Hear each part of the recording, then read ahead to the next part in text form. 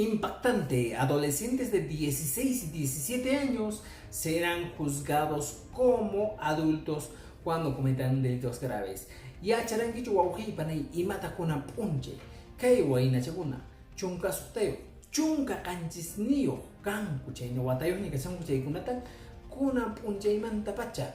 juzgasqa kuraq runakunapis machu runakunapis hina kanqa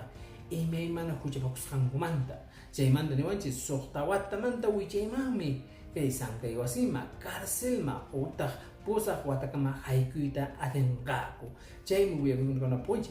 ima delito ima huchilikusqankumanta suwakusqankumanta wañuchisqankumanta hapipakusqankumanta imaymana suwakuykunamanta kayta kay waynachakunama kay imaymana ruwasqankumanta kay waynachakunata haynatapuni kunanqa